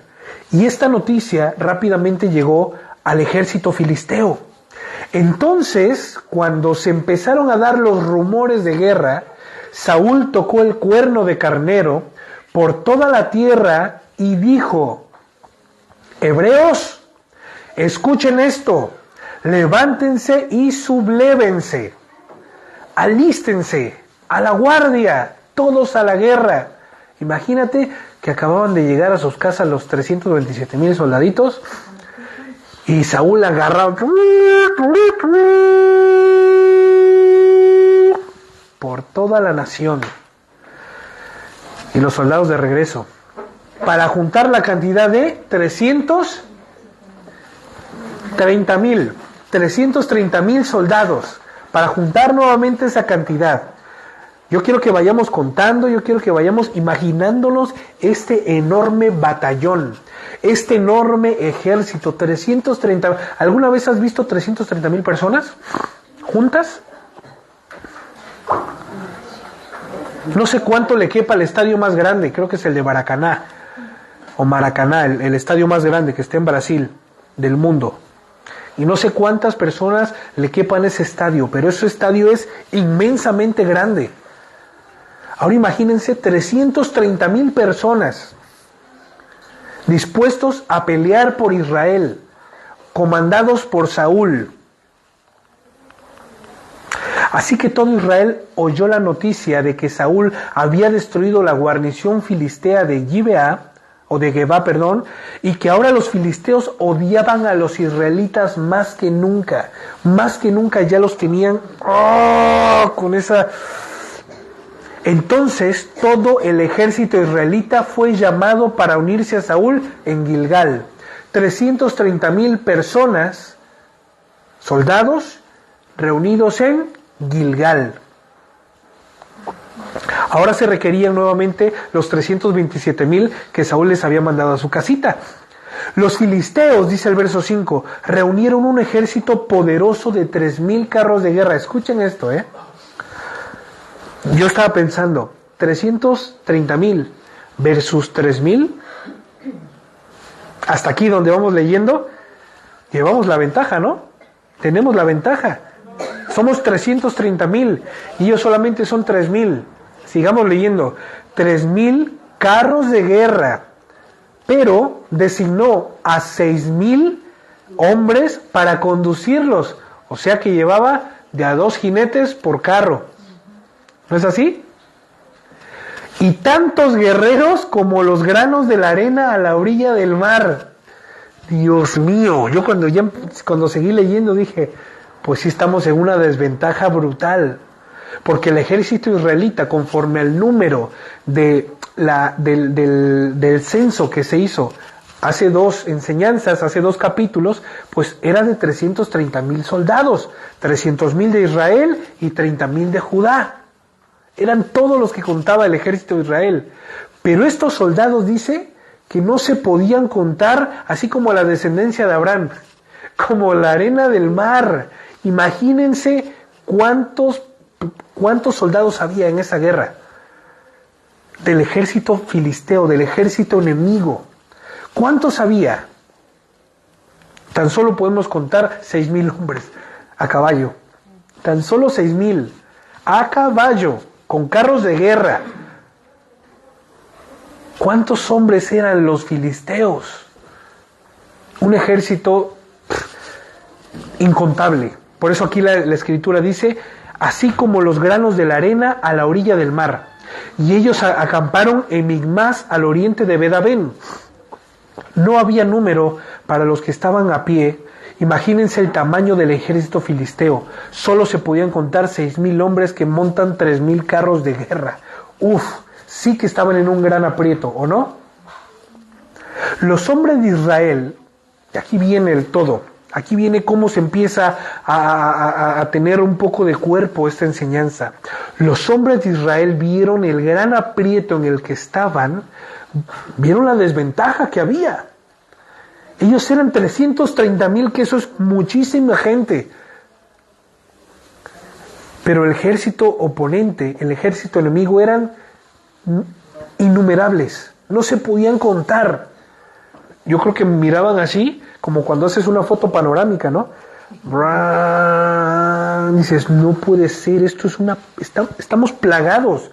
Se dieron cuenta del gran aprieto en el que estaban, dice la Escritura, y como estaban fuertemente presionados por el enemigo, esto significa que ya se habían acercado, dice la Escritura, que estaban en Micmas, al oriente de Bet-Aven, y todo el ejército de Saúl estaba en Gilgal. O sea, que ellos estaban en el centro de todo lo que se empezaba a avecinar. Ellos empezaron a salir, que salieron del norte, del sur, del oriente, del occidente, de todos los lados empezaron a avanzar el ejército filisteo en contra de los israelitas. Y ellos se agarraron y dijeron, por el único lugar que nosotros no tenemos es a nuestras espaldas. Porque a espaldas nuestras está la nación de Israel. ¿Sí me explico? Por aquí no nos han salido. Y dice la Escritura que se escondieron, que trataron de esconderse en cuevas, en matorrales, en rocas, en hoyos y en cisternas. Ellos prácticamente se sentían sitiados ya. Acorralados, o sea, ya sin escapatoria, sin salida. No podían correr hacia ninguna dirección sin que los mataran. Porque si ellos iban hacia el este, un ejército venía del este. Si ellos giraban hacia el oeste, un ejército venía del oeste. ¿Qué es lo que hicieron? Esconderse. Poco a poco, fue desertando el número de soldados y bajaba el número cada vez más rápido por miedo causado por el ejército enemigo. Pero sabes, aquí no es lo más triste. Lo más triste es que ellos se hayan olvidado de aquel que les había dado la victoria anteriormente. Aquel que los ha sostenido durante toda su vida. Y cuando empezaron el tiempo de las guerras, y cuando sus padres y sus abuelos fueron llevados a la guerra, incluso, ¿se recuerdan la guerra que vinieron los filisteos en contra cuando recién llegó el arca? En Bet-Semes. ¿Quién luchó allí? No lucharon ellos. Samuel oró al Señor y dice la Escritura que el Señor mandó relámpagos, rayos y truenos que los espantó a tal manera de que lo único que hicieron fueron el ejército, el pueblo de Israel, fue agarrar una lanza de ellos mismos y matarlos, acabarlos. Pero ellos no se enfrentaron cara a cara. Ellos no tuvieron este primer encuentro, este primer enfrentamiento. Hasta el día de hoy, el Señor ha peleado todas y cada una de las batallas nuestras. Hasta el día de hoy, el Señor ha dado la cara por su pueblo. El Señor no nos ha dicho, bueno, hijito, ya estás grande, pues camínale. No, porque nuestro Dios es un Dios celoso, es un Dios fuerte y valiente, que Él va delante de nosotros porque no quiere que ninguno se pierda. El Señor conoce la astucia y la estrategia del enemigo, del diablo, de nuestro adversario, del acusador. El Señor conoce cómo se comporta. El Señor sabe que fue capaz de acabar con ¿cuánta parte del cielo? La tercera parte del cielo. Fue capaz, un solo ser. ¿Cómo no será capaz de destruir a su pueblo? ¿Tú crees que el Señor en algún momento nos dejaría desprotegidos? Sabiendo lo que el Señor sabe. No. Sin embargo, nuestro Señor nos da a nosotros la libertad de poder decir, Señor, yo quiero que tú me protejas. ¿Y sabes cuándo yo me pongo en protección delante del Señor? Cuando hago lo que tengo que hacer. Cuando demuestro y doy evidencia de que quiero que el Señor me cubra y me proteja. Pero ¿qué fue lo que sucedió aquí en el pueblo de Israel? Ellos se olvidaron del Señor. Ellos no pidieron la protección del Señor. Porque si ellos hubieran pedido la protección del Señor, hubieran hecho lo mismo que hicieron en Bet-Semes. Decirle a Samuel, Samuel, ora a Dios y que nos salve, porque míralos, ya vienen, los tenemos a las espaldas. ¿Se acuerdan que el Señor, que el pueblo todo se reunió para echar agua limpia en señal de purificación, de que querían cambiar, de que querían llevar una vida nueva? Ellos llevaron para ofrecer un holocausto delante del Señor. Ellos estaban derramándose delante del Señor haciendo teshuvá. Ellos estaban completamente desprotegidos. Ellos no fueron con lanzas, con espadas, con escudos. Ellos no, ellos fueron como pueblo de Dios, como personas que no necesitaban protección de nada porque no se esperaban que los filisteos vinieran a atacar. ¿Y qué fue lo que el Señor hizo? Le dijo a Samuel, ¿escuchan los pasos?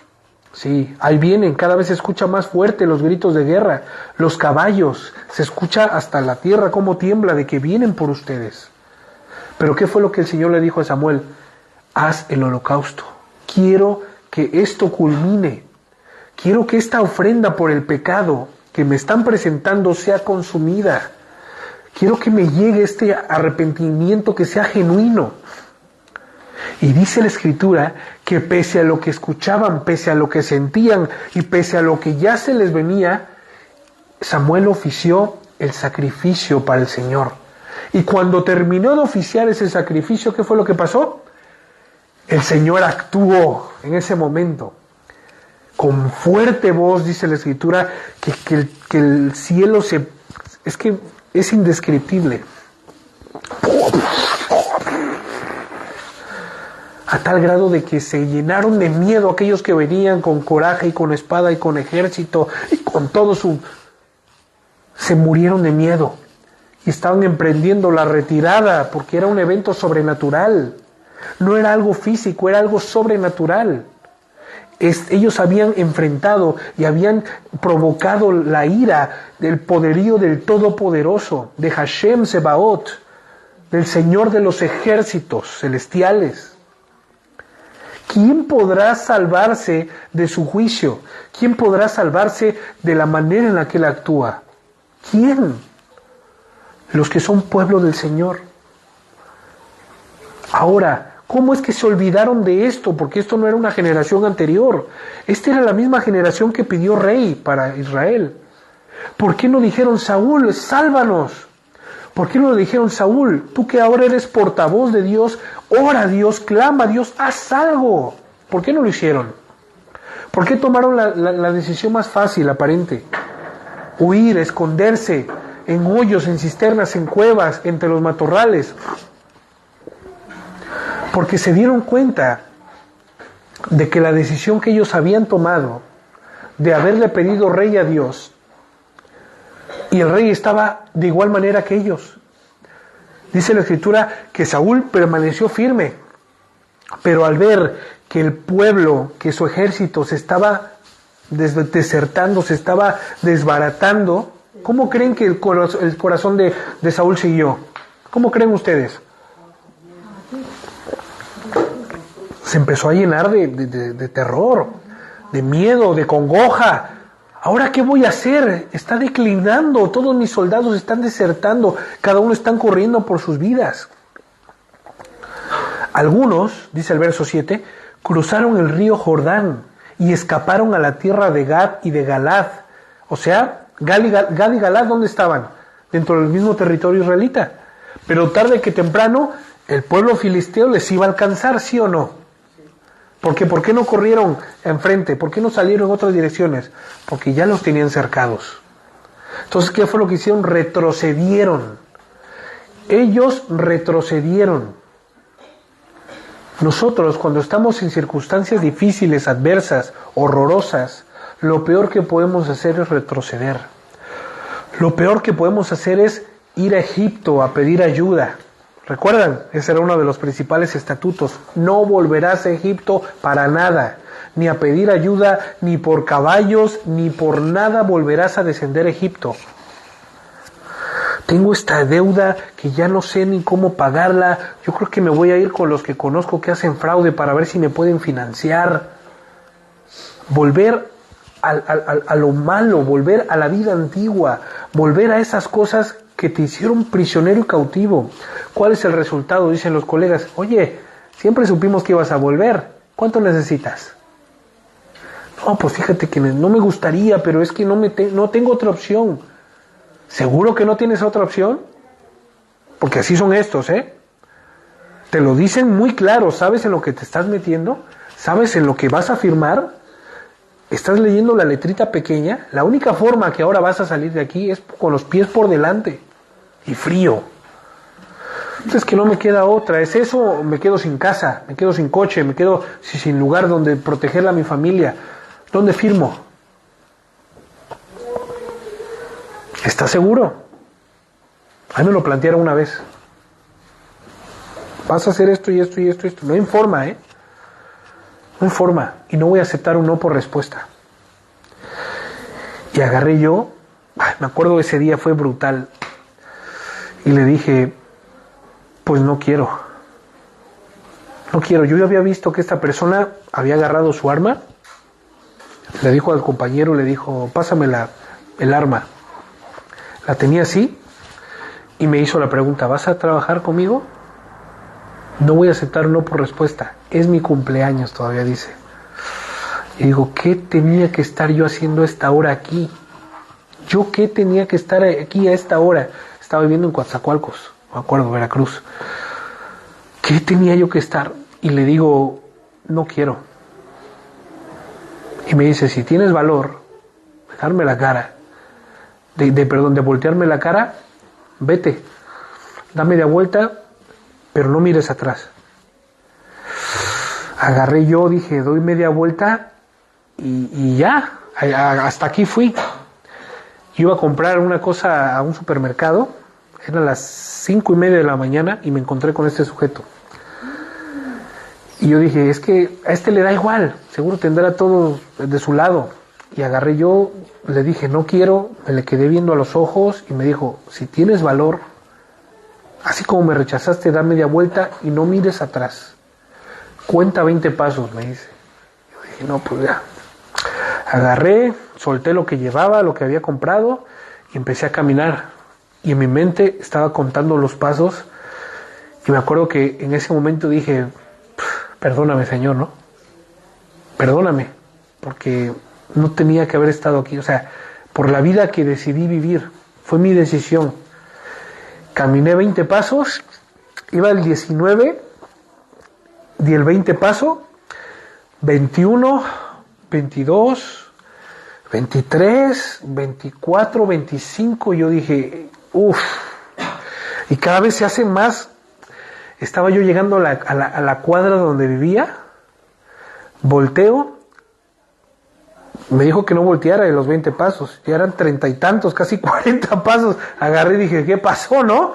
Agarré y empecé a tocar y dije, no, volteo y solamente veo que la camioneta se echa así, así a la vuelta y no inventes. ¿Volviste por tus cosas o no? ¿Eh? ¿Volviste por tus cosas? No, hombre, que volví, yo me metí, yo no salí ese día ni fui a trabajar. ¿Ya que se fueron? ¿No? Agarré y yo pude escuchar realmente que el Señor me estaba dando una segunda oportunidad. Bueno, no una segunda, eran muchas oportunidades, ya me habían pasado muchas cosas, pero esta yo dije, es que, ¿quién le va a decir que no a estos? Incluso me dijo, no te atrevas a darme un no por respuesta, hoy es mi cumpleaños. Y le pasó el arma. Dije, es que ya estoy aquí, o sea, aquí acabé. Estaba yo trabajando en el centro comercial donde trabajaba y de repente le veo entrar. Pasaron como 2 meses y le veo entrar a esta familia, esta persona que iba con su familia ahora y con sus gorilas detrás. Yo dije, donde me vea, me voy a esconder. Yo trabajaba en un supermercado. En un supermercado yo estaba vendiendo ofreciendo tarjetas de crédito y de descuento y esas cosas. Me voy a meter, yo estaba diciendo. Y agarro y cuando digo me voy a meter, ya lo tenía yo aquí. Pasando frente a mí. Yo estaba, otra vez, me sentí como me sentí en ese momento. Pero ni siquiera me volteó a ver y pasó de frente. Pasó con su familia y todo. No hizo ni un gesto como de dar vuelta ni de dar nada. Pasó. Yo dije, sigo estando igual. No me reconoció. ¿Qué pasó? En ese momento yo entendí que el Señor estaba hablándome ya de una manera más fuerte. Agarré yo, a los días siguientes yo le hablé a mamá, le dije, mamá, me regreso para la casa. Dejé todas mis cosas, ¿te acuerdas? Dejé todas mis cosas ahí en Coatzacoalcos, toda mi ropa, zapatos, todo yo dejé de la casa donde vivía y me fui enseguida para Veracruz. Y a partir de ahí, mi vida cambió. Pero son estos llamados a los cuales el Señor nos permite experimentar para darnos cuenta de que Él está con nosotros, de que y atender al llamado. En este momento Saúl estaba de igual manera, yo creo, blanco, pálido. Las personas iban desertando, las personas estaban yendo, él estaba quedando solo. Saúl mantuvo, dice la Escritura, mientras tanto que Saúl se quedó en Gilgal y sus hombres temblaban de miedo. Saúl y sus 3,000 hombres. Los demás ya estaban dispersos. Saúl mantuvo su postura todo el tiempo que pudo, pues sus hombres minuto a minuto desertaban y el ejército enemigo avanzaba. Esto ocasionó algo muy fuerte en él. ¿En quién? En Saúl. Y se olvidó de la indicación de la orden dada por Adonai por medio de Samuel.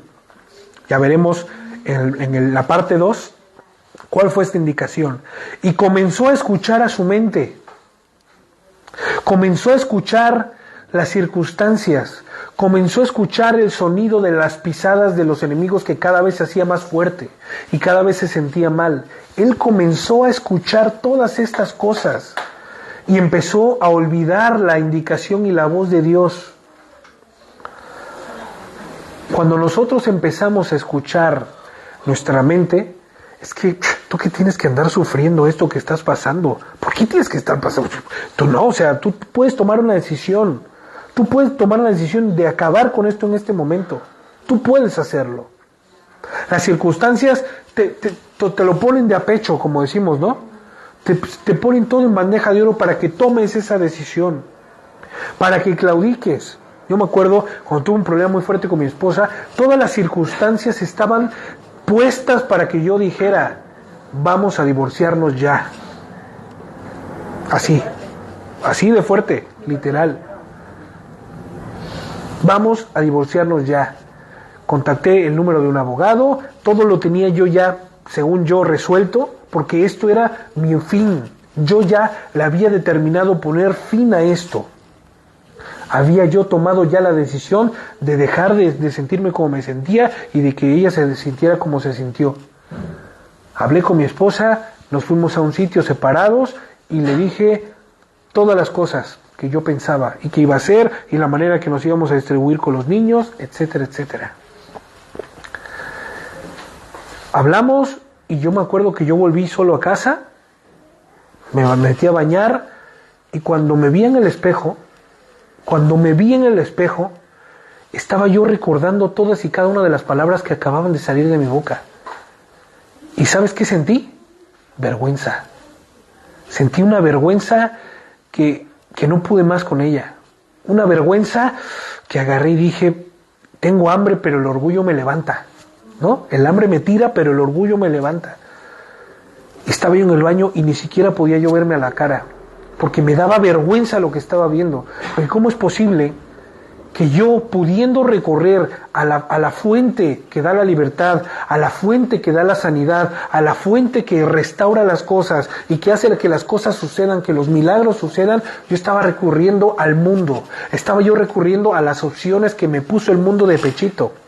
Todo, hasta licenciado financiado, ojo, para que no desembolsen, porque ya saben que sale más caro el divorcio que el casamiento, ¿no?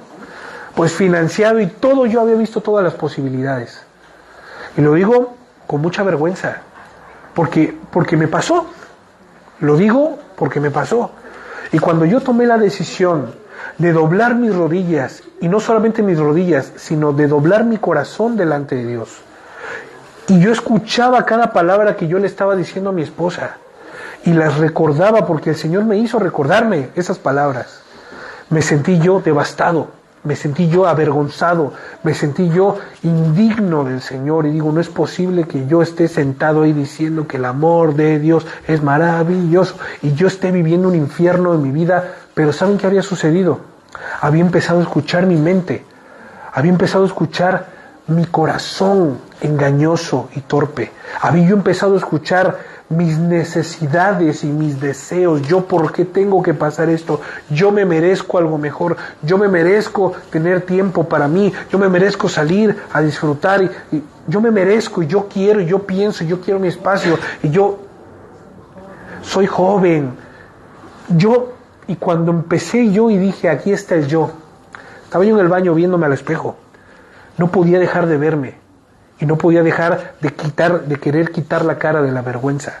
Y cuando el yo, porque me volvió a venir, es que te mereces algo mejor, no claudiques, agarré a ese yo, me acuerdo que lo agarré así y le dije, eres un maldito porque te escuché a ti y dejé de escuchar la voz de Dios en mi vida.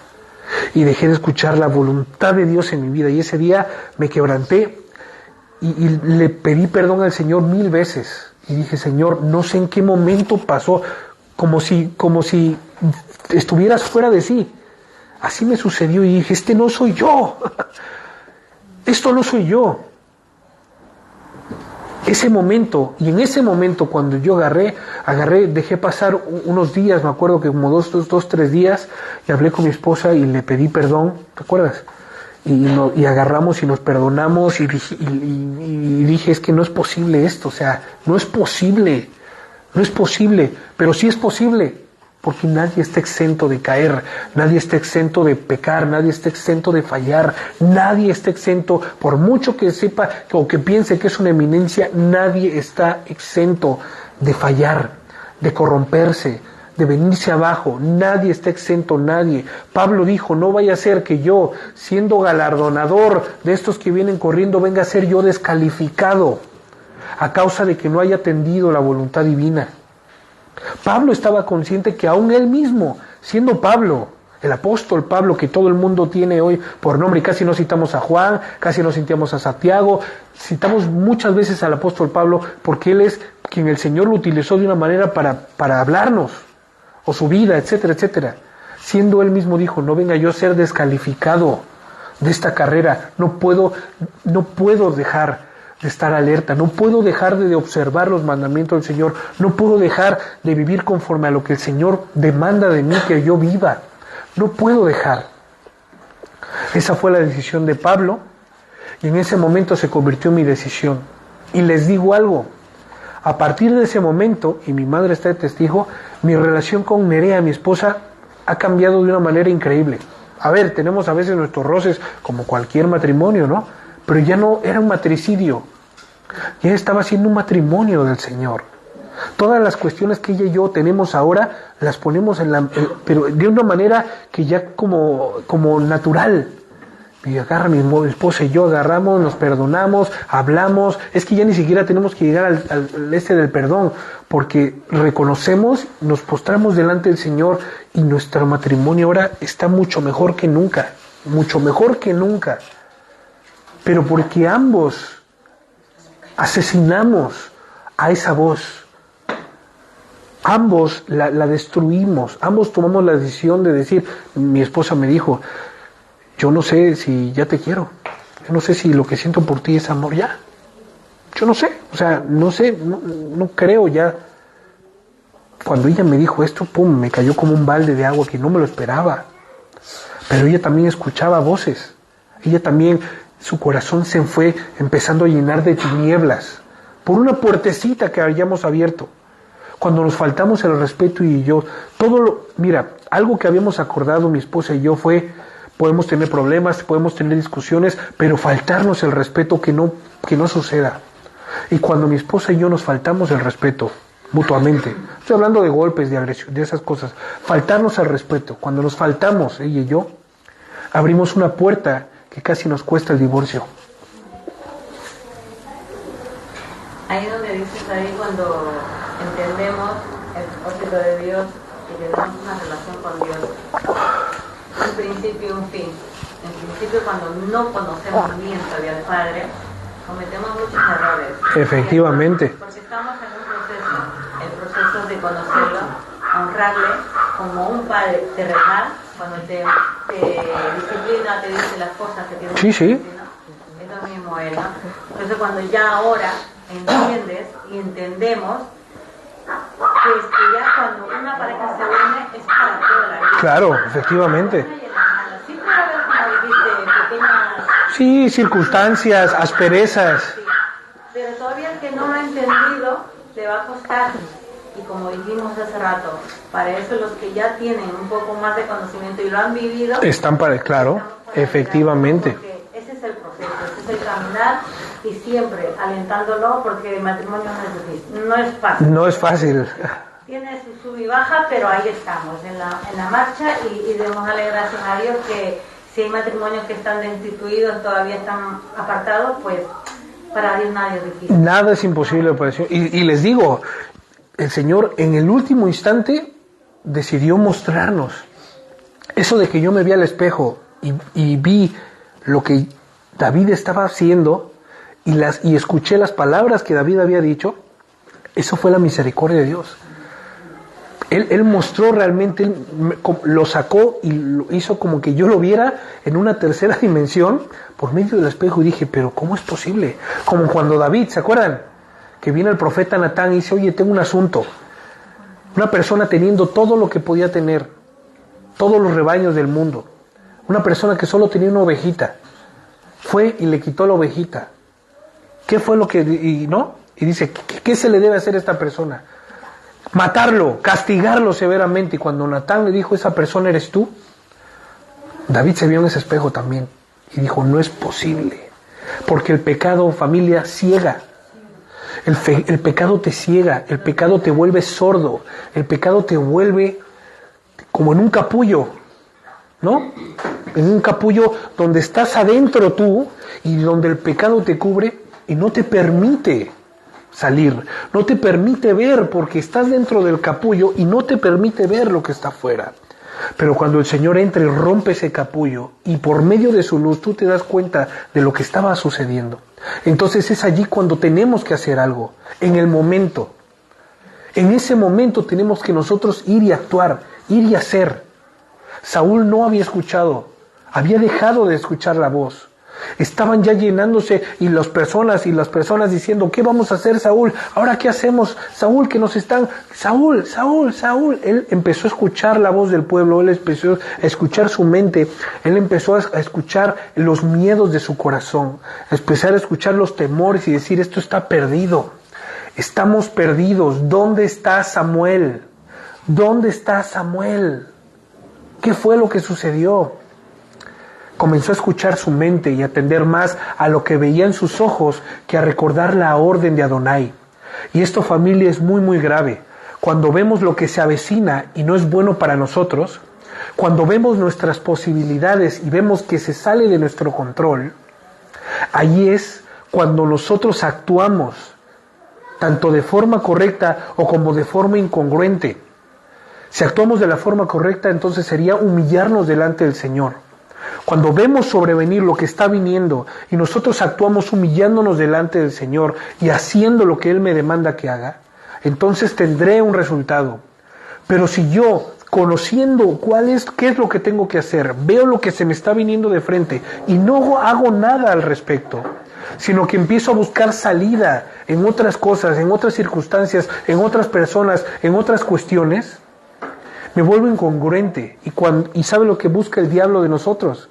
El enemigo, el acusador, la incongruencia, para señalarnos y decirle, ves, Dios te lo dije, Zulita es así, ves, Dios te lo dije, David es así, Kevin es así, te lo dije o no te lo dije. La incongruencia es el arma más fuerte o que nosotros le facilitamos al diablo para que se presente delante de Dios y diga, te lo dije. Con Job no pude, pero con Zuli sí. Con Job no pude, pero con Davidcito sí.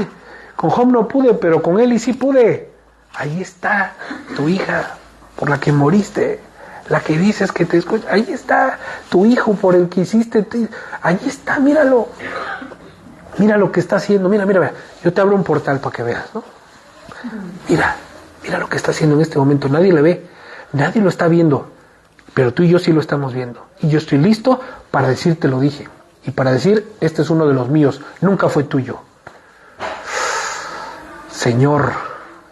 Pero cuando hacemos algo al respecto, cuando nos humillamos delante del Señor, cuando todas nuestras posibilidades se van, cuando las personas nos abandonan, cuando los que pensamos que son amigos no son amigos y se van, cuando todas las personas en quien pusimos nuestra esperanza, porque esto pudo haber salido adelante si no hubiera sido por por mí. Es que ahí nos damos cuenta cuando le vinieron los amigos, él más bien se enfadó con ellos porque le dijo, ustedes no saben lo que el Padre está haciendo conmigo. No saben lo que estoy pasando. Porque él tenía su confianza plenamente en él. Efectivamente. No había todo lo que había alrededor, ni su mujer ni sus hijos, les daba igual, o sea que él sabía. ¿Qué le dijo la mujer de Job? Maldice a tu Dios y muérete de una sola vez por todas. Así le dijo la mujer. Maldícelo ya de una vez por todas y termina de morir, porque estás como muerto en vida, pero termina de morir de esta manera. Y mira lo que dice 1 Samuel 16:7. El Señor le dijo a Samuel, no juzgues por su apariencia o por su estatura, porque yo lo he rechazado. Porque el Señor no ve las cosas de la manera en la que tú las ves. La gente juzga por las apariencias, pero el Señor mira el corazón. Lo que te está sucediendo en este momento, la circunstancia por la cual estás pasando en este momento, no veas lo que tú estás viendo. Dile al Señor, Señor, quiero ver lo que tú ves, porque yo estoy viendo desgracia, estoy viendo decepción, estoy viendo infortunio, Señor. Yo lo estoy viendo, mis ojos son lo que ven. Pero dices que yo no vea conforme a mis ojos. Señor, ayúdame a mirar con tus ojos. Cierra mis ojos físicos y abre mis ojos espirituales. 2 Corintios 4:17. Pues nuestras dificultades actuales son pequeñas y no durarán por mucho tiempo. Son palabras de ánimo y de aliento. Sin embargo, nos producen una gloria que durará para siempre. Esta enseñanza que el Señor te está dando en este momento no será por siempre, sino será para que tú le des gloria. Por eso me gusta esta alabanza que dice, trae gloria a tu nombre a través de mi aflicción. Que mi aflicción, Señor, glorifique tu vida, glorifique tu nombre. Que a través de la aflicción que estoy pasando, Señor, yo pueda ser agradable a ti, pueda ser aceptable delante de ti. Pues que producirá una gloria que durará por siempre, y eso es mucho más peso que la dificultad que estamos pasando. Así que no miramos las dificultades que ahora vemos. Esta es mi oración para este momento y para este día. Señor, no permitas que veamos las dificultades que ahora vemos, como estaba viendo Saúl. En cambio, fijemos nuestra vista en cosas que no pueden verse, pues las cosas que ahora podemos ver pronto se habrán ido. Pero las cosas que no podemos ver permanecerán para siempre. ¿Se acuerdan lo que dije al principio? Si nosotros llenamos nuestros bolsillos de verdades como esta, estaremos preparados para enfrentar lo que se nos venga. Estaremos listos para poder enfrentarnos a ese mal que está llegando, cada vez se avecina. Me acuerdo cuando estaban Eliseo y su siervo Gehazi, y estaban ya les habían dado la indicación de que vayan a matarlos, porque ellos estaban acampando en el desierto. ¿Se acuerdan de esa historia? Y se escuchaban los caballos de guerra, se escuchaban los gritos, ahí está su tienda, ahí están acampando, vamos a matarlos. Y Eliseo permanecía tranquilo, permanecía relajado, confiado. Y Gehazi estaba diciendo, no, vamos a morir. Eliseo, ¿no? Le agarraba y decía, ¿pero qué no estás viendo lo que yo estoy viendo? Míralos, es que ya dejé de verlos a causa de la arena que está subiendo. O sea, ya se están volviendo más evidentes. Eliseo. Y agarró, dice Eliseo, que agarró, le puso las manos en los ojos de Gehazi y le dijo, Señor, permítele a Gehazi a ver lo que yo estoy viendo, por favor, ahora. Y dice que cuando dijo esta oración, quitó las manos de los ojos de Gehazi, el siervo, y le dijo, ahora sí mira. ¿Y qué le dijo? Son más los que están con nosotros que los que están en contra de nosotros. La Escritura dice que Gehazi pudo ver cientos de miles de ángeles alrededor de ellos, y estos eran como un puñito que venían en contra de ellos. Solamente así Gehazi pudo estar tranquilo, tan tranquilo como estaba Eliseo, paciente, tranquilo, esperando la benevolencia y la bondad del Señor. Porque los ojos, dice los ojos, Job dijo, de oídas te había oído, mas ahora mis ojos te ven. Y Job volvió a decir, yo solamente sé que mi Redentor vive, que mi Redentor vive. Y con esto los quiero dejar para esta primera parte. las circunstancias que nos están asediando, las circunstancias que nos están envolviendo, lo que estés pasando, que tú pienses que es horroroso, sí es horroroso, no lo voy a minimizar, pero es nada comparado con la esperanza de la vida eterna que tú y yo tenemos en Yehoshua HaMashiach. Si acaso Saúl se hubiera acordado de esto y hubiera puesto en práctica lo que había aprendido en ese momento, en ese tiempo, la historia hubiera sido diferente. Ya verán por qué. Ya verán cómo comienza el verso 8 de sus textos. Familia, busquemos al Señor mientras pueda ser hallado. Busquemos al Señor porque Él está cerca de nosotros. Cercanos están sus oídos para escuchar nuestra voz. Derramémonos delante del Señor y hagamos lo que tenemos que hacer. Amén. Pues familia, nos vemos en punto de las 5:30 para concluir con esta segunda parte y que el Señor prepare nuestros corazones, porque el día de hoy milagros veremos como cada Shabbat que el Señor nos permita ver. Enisita, un saludo para todos. Shabbat Shalom. Nos vemos a las 5:30. Un abrazo.